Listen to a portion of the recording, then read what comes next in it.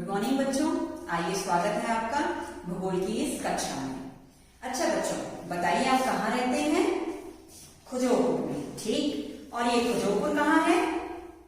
ठीक रूमा में, लालाकुआ के बगल में, सरसौल में, कानपुर नगर में, ठीक। जब हम किसी स्थान की स्थिति को किसी अन्य प्रसिद्ध स्थान, पर्वत या नदी के सापेक्ष बताते हैं तो उसे हम उस स्थान की सापेक्षिक स्थिति कहते हैं। पर जब हम किसी स्थान की स्थिति को बिना किसी प्रसिद्ध स्थान, पर्वत या नदी के बताते हैं तो उसे हम उस स्थान की वास्तविक स्थिति कहते हैं। यदि हम आपसे पूछें कि बताइए खुजोपुर की वास्तविक स्थिति क्या है, या कानपुर की, या भारत की वास्तविक स्थिति क्या है? अब किसी स्थान की वास्तविक स्थिति को जानने के लिए हमने एक काल्पनिक रेखा जाल की सहायता ली है, जिसे हम ग्रिड भी कहते हैं। ये काल्पनिक रेखा जाल इस पूरे पृथ्वी पर किसी भी स्थान की वास्तविक स्थिति को बताने के लिए सहायक है। ये काल्पनिक रेखा जाल दो तरह की रेखाओं से मिलकर बनता है, अक्षांश रेखा और देशांतर रेखा। आज जानेंगे हम इसी अक्षांश और देशांतर रेखा के बारे में। ये ग्लोब है, इस पर ये पूरा रेखाओं का ये जाल है। कुछ ये बड़ी रेखाएं,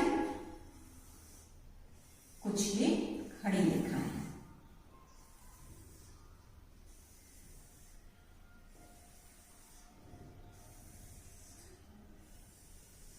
किसी भी स्थान की वास्तविक स्थिति को जानने के लिए हमें अक्षांश रेखा और देशांतर रेखाओं की सहायता की जरूरत होती है।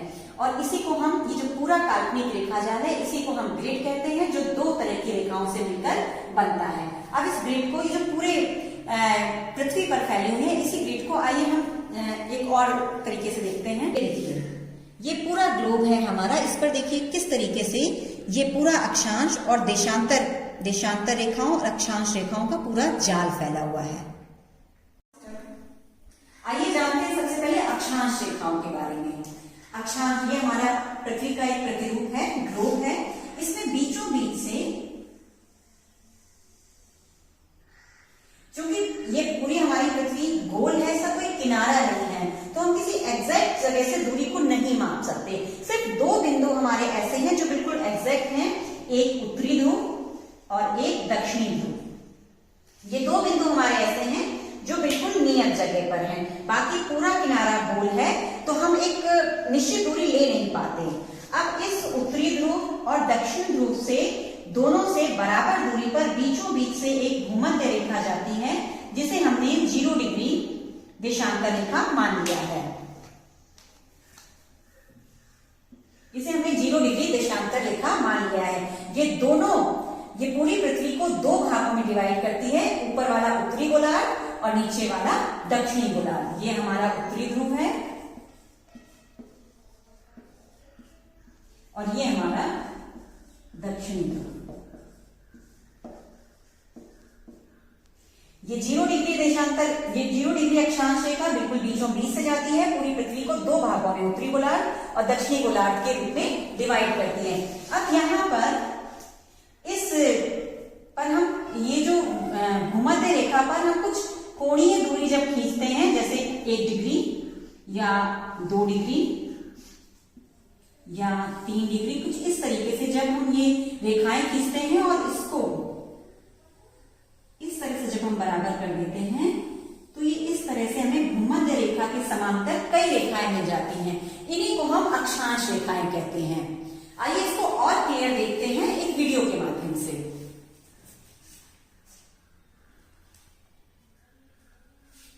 ये देखिए, ये भूमध्य रेखा और ये इसकी कोणीय दूरी। ये देखिए 23.5 डिग्री पर हमने एक रेखा खींची, फिर इसके बाद हमने इसको बढ़ाया 66.5 डिग्री पर और फिर ये 90 डिग्री पर। इस तरह से हम ये कोणीय दूरी लेते हैं। अब इसके बाद इनकी संख्याएं कितनी हैं, इसको समझे हम इस वीडियो के माध्यम से। ये देखिए, इसमें हमने पूरे इसको एक 3D व्यू से समझने की कोशिश की है। अक्षांश रेखाएं हैं, ये हमारी भूमध्य रेखा है। ये देखिए 66.5 डिग्री पर ये हमारी आर्कटिक रेखा और 90 डिग्री पर ये पूरा सीधा हो जाता है और ये एक बिंदु का रूप हो जाता है। ये देखिए 90 डिग्री पर पूरा ये हमारा उत्तरी ध्रुव हो जाता है, जो एक बिंदु के रूप में है। अब इसको थोड़ा सा और एलोबरेट करके समझते हैं कि हम जब इसकी रेखाओं को हम काउंट करेंगे तब ये हमें किस तरीके से मिलेंगी। ये देखिए पूरा हमारा ग्लोब, ये हमारी भूमध्य रेखा। अब भूमध्य रेखा से एक एक डिग्री पर रेखाएं खींची गई हैं। यहां से देखिए ये एक एक डिग्री पर ये पूरी रेखाएं हैं, यहां तक ये पूरी संख्याएं हो जाती हैं 90। यानी कि उत्तरी गोलार्ध में अक्षांश रेखाओं की संख्या हो गई 90। अब जब हम दक्षिणी गोलार्ध की तरफ बढ़ते हैं तो बिल्कुल उसी तरह से एक एक डिग्री पर रेखा खींची गई है, तो ये पूरी रेखा खींचकर आती है 90। यानी कि दक्षिणी गोलार्ध में भी अक्षांश रेखाओं की संख्या हो जाती है 90। अब आप इसको देखिए, यहां से जब हम इसको उत्तरी गोलार्ध की तरफ खींचते हैं, ये हमारी उत्तरी गोलार्ध की रेखाएं हैं। जब हम इसको दक्षिणी गोलार्ध की तरफ खींचते हैं, ये देखिए, ये देखिए पूरी ये उत्तरी गोलार्ध में 90 रेखाएं, दक्षिणी गोलार्ध में 90 रेखाएं, उत्तरी गोलार्ध में, और ये टोटल हमारी मिलाकर हो जाती है 90 ये और 0 डिग्री की एक रेखा, ये पूरी मिलाकर हो जाती है हमारी 181 रेखाएं। जबकि उत्तरी ध्रुव और दक्षिण ध्रुव को एक बिंदु माना गया है, बट इसे भी हम काउंट करते हैं 90 ऊपर 90 नीचे, एक भूमध्य रेखा। इस प्रकार से पूरे ग्लोब पर 181 अक्षांश रेखाओं का ये जाल है।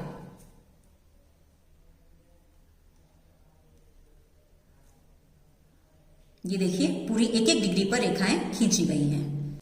अब आइए जाने हम कुछ प्रमुख रेखाओं के बारे में। ये देखिए उत्तरी ध्रुव 66.5 डिग्री उत्तर में आर्कटिक रेखा, 23.5 डिग्री उत्तर में कर्क रेखा, ये बीचों बीच हमारी भूमध्य रेखा, 23.5 डिग्री मकर रेखा, फिर ये नीचे हमारी 66.5 डिग्री अंटार्कटिक रेखा, और नीचे ये दक्षिणी ध्रुव। ये हमारी कुछ प्रमुख रेखाएं हैं जिन्हें हम अध्ययन की सुविधा के लिए इनको हम प्रमुख रूप से याद करते हैं। अब हम चलते हैं देशांतर रेखाओं की तरफ। अब चूंकि हमने अक्षांश रेखाएं ले ली, तो हमें देशांतर रेखाओं की आवश्यकता क्यों पड़ी? अब कई देश या कई शहर एक ही अक्षांश रेखा पर स्थित हैं, तब हम उसकी वास्तविक स्थिति कैसे जानेंगे? जैसे उत्तर प्रदेश में गाजियाबाद और पीलीभीत दोनों एक ही अक्षांश में स्थित है, तब हम उसकी वास्तविक स्थिति कैसे जानेंगे? उसके लिए हमें आवश्यकता पड़ती है देशांतर रेखाओं की। तभी हम अक्षांश और देशांतर रेखाओं को दोनों को मिलाकर किसी भी स्थान की, पृथ्वी पर किसी भी स्थान की एकदम एग्जैक्ट वास्तविक स्थिति को बता पाते हैं। अब ये देशांतर रेखाएं क्या है, इसको समझें। ये देखिए ये उत्तरी ध्रुव,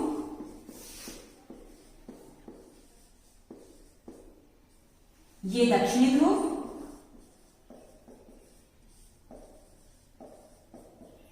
अब उत्तरी ध्रुव और दक्षिणी ध्रुव को मिलाने वाली मानक रेखा को हम देशांतर रेखा कहते हैं। तो उत्तरी ध्रुव और दक्षिणी ध्रुव को मिलाने वाली रेखा को ये 0 डिग्री अगर हम मान लेते हैं, तो एक एक डिग्री पर ये रेखाएं खींची गई हैं।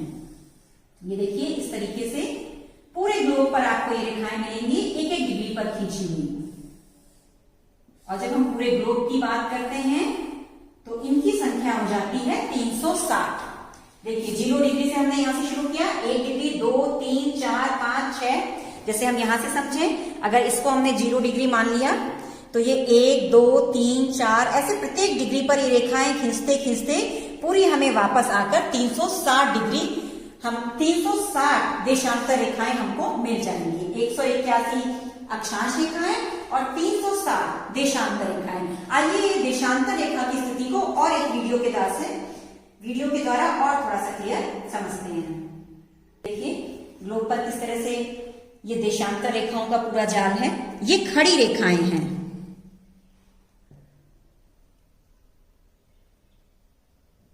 और ये जो पड़ी रेखाएं हैं ये हमारी अक्षांश रेखाएं हैं। ये देखिए भारत, और इसको और थोड़ा सा क्लियर करते हैं। ये देखिए पूरे ग्लोब पर देखिए किस तरह से ये देशांतर रेखाओं का एक जाल है। और इंग्लैंड के ग्रीनविच नामक शहर से गुजरने वाली मानक रेखा को हमने 0 डिग्री देशांतर रेखा मान लिया है। इससे एक एक डिग्री के अंतर पर हमने रेखाएं खींचना शुरू किया है। ये देखिए, और इस तरह से पूरे ग्लोब से घूमते हुए हम वापस आते हैं तो ये हमें 360 डिग्री की रेखाएं 360 रेखाएं हमको मिलती हैं। अब इसके बाद ये चीज हो गई, इसी को आप देख सकते हैं इस चार्ट के माध्यम से भी, इसमें भी दिखाया गया है। देखिए ये 0 डिग्री, ये 0 डिग्री भूमध्य रेखा, ये देखिए 23.5 डिग्री पर ये हमारी कर्क रेखा, फिर 66.5 डिग्री पर हमारी आर्कटिक रेखा, और ये हमारा उत्तरी ध्रुव। इसी तरह से जब हम दक्षिणी गोलार्ध में आते हैं तो ये देखिए 0 डिग्री भूमध्य रेखा, इसके बाद 23.5 डिग्री पर हमारी ये मकर रेखा, इसके बाद ये 66.5 डिग्री पर हमारा अंटार्कटिक रेखा, और ये 90 डिग्री पर हमारा ध्रुव। ये देखिए भारत की स्थिति, ये कर्क रेखा भारत के बीचों बीच से होकर गुजर रही है। भारत को लगभग 2 भागों में ये विभाजित करती है, ये हमारी कर्क रेखा।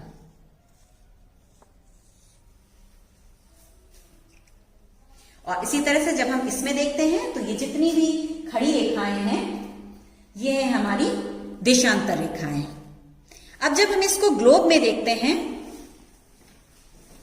इसी तरह से हम इसको ग्लोब में देखते हैं तो ये हमारी 0 डिग्री ये हमारी 0 डिग्री ग्रीनविच से जाने वाली देशांतर रेखा है। इसके जस्ट पीछे जब हम आते हैं तो ये हमारी अंतरराष्ट्रीय, ये हमारी 180 डिग्री की रेखा है। इसे हम, जैसे हमने यहाँ पर 2 भागों में इसको बांटा है, देशांतर रेखाएं 2 तरह की, मेन जो है वो 0 डिग्री देशांतर रेखा, इसी को हम कहते हैं प्रधान देशांतर रेखा, और इसी को कह सकते हैं प्रधान याम्योत्तर रेखा या ग्रीनविच रेखा। इससे हम समय का निर्धारण करते हैं। और इसी से जस्ट हम जब पीछे आते हैं, जैसे ये हमारी थी 0 डिग्री देशांतर रेखा, इससे हम 1 2 3 4 करते करते जब यहाँ 180 डिग्री पर आए, ये हमारी 180 डिग्री की जो रेखा है, ये इसे हम कहते हैं अंतरराष्ट्रीय तिथि रेखा। ये 180 डिग्री देशांतर रेखा के सहारे खींची गई है। और जो भी देश इसके बीच में पड़ रहे थे, देखिए यहाँ पर, तो यहां से हमने इसको थोड़ा सा मोड़ लिया है ताकि उसमें हम टाइम जोन हमारा या तिथि जो है हमारी परिवर्तित ना हो। तो हमने यहाँ से अंतरराष्ट्रीय तिथि रेखा को थोड़ा सा मोड़ लिया है ताकि कोई भी भूखंड बीचों बीच ना आए और समय का और तिथि का निर्धारण बराबर से हो सके। जो 0 डिग्री देशांतर रेखा है ये समय का निर्धारण करती है, और जो अंतरराष्ट्रीय तिथि रेखा है ये तिथि का निर्धारण करती है। इसी तरह से हमारी अक्षांश रेखाएं हैं, उत्तरी ध्रुव, आर्कटिक रेखा ये 66.5 डिग्री पर, ये 90 डिग्री पर, ये कर्क रेखा 23.5 डिग्री पर, ये भूमध्य रेखा 0 डिग्री पर, मकर रेखा 23.5 डिग्री दक्षिण, अंटार्कटिक रेखा 66.5 डिग्री दक्षिण, और दक्षिणी ध्रुव ये हमारा पॉइंट है। ठीक, अब आपने इसको कितना समझा अक्षांश और देशांतर रेखाओं को, आइए कुछ बोध प्रश्नों के माध्यम से इसको जानते हैं। कुछ बोध प्रश्नों को हम हल करते हैं और फिर देखते हैं कि आपने इसको कितना समझा। देखिए देशांतरों की संख्या कितनी है, अब आप लोग बताएंगे इसमें से देशांतर रेखाओं की संख्या कितनी है। इसके बाद विषुवत रेखा के समांतर कल्पित रेखाएं क्या कहलाती हैं। विषुवत रेखा या 0 डिग्री अक्षांश रेखा, ये दोनों रेखाएं सेम नाम है। इसके बाद पृथ्वी के उत्तरी ध्रुव एवं दक्षिणी ध्रुव को मिलाने वाली रेखा क्या कहलाती है। पृथ्वी के उत्तरी ध्रुव और दक्षिणी ध्रुव को मिलाने वाली रेखा क्या कहलाती है। इस तरह के कुछ बोध प्रश्न हैं जिसका आप उत्तर देंगे और हम जानेंगे कि आपने कितना सीखा।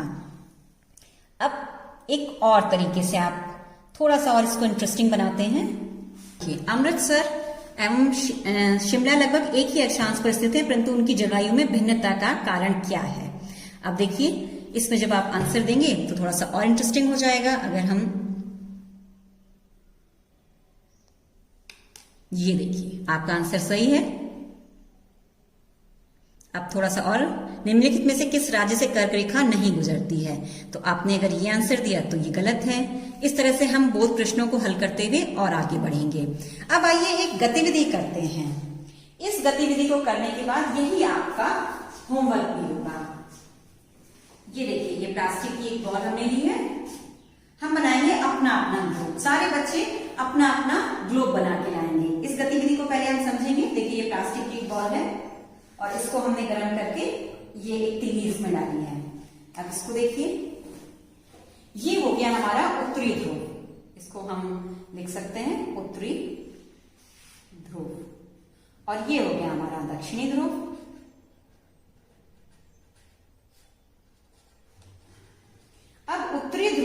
और दक्षिणी ध्रुव को मिलाते हुए हम एक 0 डिग्री की देशांतर रेखा खींचेंगे। ये हो गया उत्तरी ध्रुव और दक्षिणी ध्रुव को मिलाने वाली देशांतर रेखा। अब ठीक इसके पीछे हमारी आ जाएगी 180 डिग्री की देशांतर रेखा। देखिए ये हमारा उत्तरी ध्रुव, और चूंकि पृथ्वी अपने अक्ष पर थोड़ी सी झुकी हुई है इसलिए इसको थोड़ा सा हमने इस तरीके से किया है।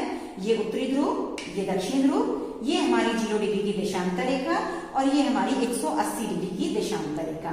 इस तरह से एक एक डिग्री पर हम एक एक रेखाएं खींचते जाएंगे। पूरी यहां दक्षिणी ध्रुव तक मिलाएंगे इसको इस तरह से। देखिए इस तरह से पूरे इस पर ये दक्षिणी ध्रुव तक ये आ जाएगी। इसके बाद ये हमारी हुई देशांतर रेखाएं। अब इसी तरह से हम पृथ्वी के बीचों बीच इस पर अक्षांश रेखाएं भी खींचेंगे। ये पृथ्वी के बीचों बीच हमारी 0 डिग्री अक्षांश रेखा या विषुवत रेखा या भूमध्य रेखा। इसके बाद ये हमारी 23.5 डिग्री की कर्क रेखा, 66.5 डिग्री की आर्कटिक रेखा और ये हमारा उत्तरी ध्रुव। इसी तरह से हम नीचे खींचेंगे 23.5 डिग्री दक्षिण में मकर रेखा, अंटार्कटिक रेखा और ये हमारा दक्षिणी ध्रुव। इस तरह से ये आप पूरा इसको कंप्लीट करेंगे तो ये हमारा ग्लोब तैयार हो जाएगा। चलिए अब ये गतिविधि ही आपका होमवर्क है। सारे बच्चे अपना अपना एक ग्लोब बनाकर लाएंगे। अब एक दूसरा होमवर्क आपको ये करना है कि इसी पाठ को अपने फोन से दीक्षा में जाकर QR कोड से इस पाठ को स्कैन करके आपको रिवाइज करना है। ये देखिए इस तरह से दीक्षा में जाकर आपको ये QR कोड से स्कैन करना है।